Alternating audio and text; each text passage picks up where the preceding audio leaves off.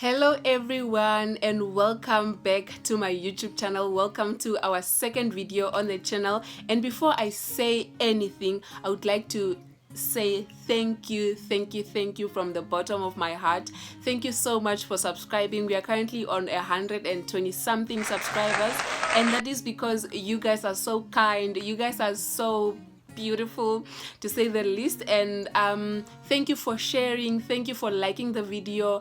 And so I have been like procrastinating a little bit, and that is not because I want to, but rather because I've been suffering from imposter syndrome. Nobody really speaks about imposter syndrome on YouTube, especially for us new YouTubers, but I have been suffering from it for a minute now, because my first video went up on the 1st of April, no sorry 1st of February, but then now today is like the 21st of February. That's like over 2 weeks, almost 3 weeks, and I've just been like, I have the footage in my phone, but then posting and just letting it go public is really hard. And I don't know how you guys do it, but the anxiety of the reception, how are they going to receive this video, is anyone going to watch? But then I'm like, anxiety, maybe let's find out. Anxiety, let us find out if anyone is going to watch my videos. Let us see. How about we see? But then I am back, and in today's video I am willing to share, or I'm going to share my story. I'm going to share the Unondengu Chidembitha story, where I come from, who I really am, who my parents are, schooling journey, and that kind of thing, so that we can get to know each other on another level. Because I feel like my 4-minute video, like the first one, didn't really do it justice, because I was also super nervous, still nervous, but then now I'm getting a little bit comfortable speaking in front of the camera. So without rambling too much, let me get into the story, right? So my parents are from Kunene region. They are both Herero speaking, and they are from Kaukoland. So they were both teachers, and they're still teachers to this day, by the way. And they gave birth to me. They made me and gave birth to me, and I was born on the 18th of December 2000 in a very small village called Okahwa. So after I was born, I went to live at my uncle's farm with his wife, up until I was like 3 years old. I don't really know when like they came through, but then up until I was 3, I lived with my uncle on their farm. So after then, my dad's side of the family made contact to say, we want our child, okay? We want our daughter. Because in the Herero culture, what usually happens is that when the child is born, for the very few years of their life, they live with their mother, and then they go to the side of the father's side of the family, if that makes sense.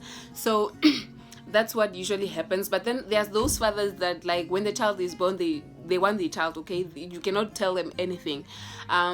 So from the age of 3, I went to live with my mother, the woman that I call my mother. She's not my biological mother, but she is my mother. She's the only person I call mother to this day. And her name is Uto Ravicho Madeva. So Uto is like my whole life, man. Like she raised me, she taught me everything, she did everything that a mother could do, really. So I went to live at my father's side of the family, and that was another small village again called Okawore. We are super proud. Everybody that's from Okawore knows that we are super proud that we are from that place. But it's so tiny, ne? When people hear about Okawore, they usually feel like it's maybe a big village. There are so many houses and stuff, but then it's like not even more than 7 households, like as in house, I don't know what to call it, but then it's just one family that lives in the whole village. So I lived there with my mother, and then in 2008 is when she got married to her late husband. So from then we went to live in Omuramba. So I spent most of my childhood in Omuramba till I was like 20 something years old, because my uncle passed on a few years ago. So that's when we had to go back to like where we are originally from. So we lived in Omuramba, and that's where I got to mingle with like other children and stuff like that. But then I was not really like outgoing like that. I wouldn't say I was an introvert, but I think I was just a bit shy and reserved. So like I would mingle with kids that only come to our house, but then I wouldn't really go to like people's houses like that. Only like years later, I mean, that I started to like open up a little bit and get out of my shell and things like that. But then I was mostly like just playing at my mother's house. She's a seamstress, by the way, so she would be in the house sewing, and then I would be playing behind the house, creating my dolls from like cloth and things like that. So yeah, I mean, I would say my childhood was fun. It was okay.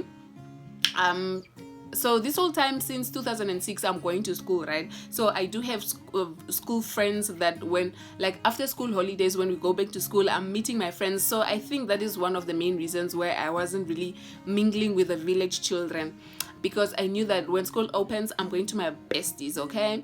So yeah, man, I made friends. Some of them, we are friends. We are still friends to this day, and I'm super, super grateful for my girls. We hold each other down, and we do come through for each other, man. So I'm really, really grateful for those friendships, because I feel like they're going to last a lifetime. So yeah, I'm going to school, making friends. Not really into the love thing. I like started dating in grades, yeah, in high school, somewhere in high school. So yeah, that's a story for another day. So yeah, maybe to talk about my family, I come from a very big family. Like on my parents are not married, by the way. So like I have my mom's side of the family and my dad's side of the family. So on my father's side of the family, I'm the second born of like 7-8 children. Yeah, we are only 2 girls, the rest are boys. So yeah, that's my dad. And on my mom's side, I'm the second born of 4 girls. We are all girls by my mom's side, and I'm the only child between my mom and my dad. Like I'm the only child. I don't have a sibling that I share both parents with. So yeah, and maybe it's important to mention that my mother that raised me does not have children of her own, like her own biological kids. So all of us that lives with her are just like children of family members and things like that. But we are her children. Like basically, we are her children. Yeah, so I appreciate my mother so much. I love her to death, and I feel like nothing can separate us, because I've known this lady for like 20 years, and that's more than 90% of my life. So yeah. So in 2018 is when I matriculated, and then in 2019 I went to the University of Namibia. I initially wanted to study dentistry. I always wanted to be a dentist, man. Like, I wanted to be a dentist. However, my parents were not good enough. That's what they told me. But I feel like I was good enough, because what are you talking about? I'm an academic. And my classmates from high school, they know me. They know my name, all right? They know my name. I was like, I'm an academic. I was that learner that when teachers are making a good example of a good learner, they would use my name. I was that girl, and I was head girl in matric. So you can imagine, like, I was that girl. And then when I went to university in 2019, I got humbled by this one module. If you know, you know, physiology. Physiology humbled me, and I ended up failing my first year. So in 2020, I was repeating my first year, but then I had like only 2 modules. So like you can imagine the amount of freedom that I had. But yeah, man, I repeated my first year, and then from then I never failed a module in my life. So yeah, I finished my studies in 2023. It's a 4-year course that I did, which is now occupational therapy, which was my second choice. Since I didn't get admitted for dentistry, I went for my second choice, which was OT. So yeah, it's a 4-year course, but it took me 5 years. But I'm done. What are you gonna say about that? I'm done with school. I'm going to be an intern soon. So yeah, that is who I am really. And I have like close family members that do come through for me, like not just financially, emotionally, all the kind of support. And maybe I should mention that my brother Zano, he's my life. Like, he's my everything. He's my absolute everything. He's my confidant. He's my best friend. He's my favorite person. Love him so much. So yeah, my goals for the future really include like excelling at my career, becoming a doctor one day, holding a PhD in occupational therapy. Like, for as long as I'm alive, I'll make sure that I become a doctor one day, because people call me doctor already. But I'm not a doctor, guys. I'm just a therapist. I don't know what therapist is called in Ochiherero, but then people call us doctors. But I don't think we are doctors. We are not a nurse, but we are not doctors either.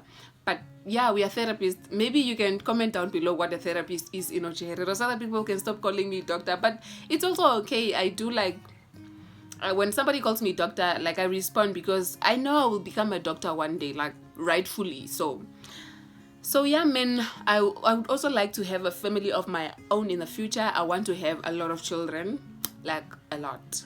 Yeah, and yeah, I want to be this financially stable girl that gets whatever she wants. And I want to do good at YouTube also because I feel like there's something I can offer. There's something that I can offer. So speaking of YouTube, my goal for this year was just to start a channel and basically learn the behind the scenes stuff, so that right now I'm not really worried about the numbers and yeah, whether my videos are getting many views and what, because the point is just to start the channel, learn as much as I can, and we'll worry about all those other logistical matters as the journey goes. So yeah, man, again, that is who I am. If you have any questions, you can like comment down below. I'm 100% sure that I'm going to respond to each and every comment.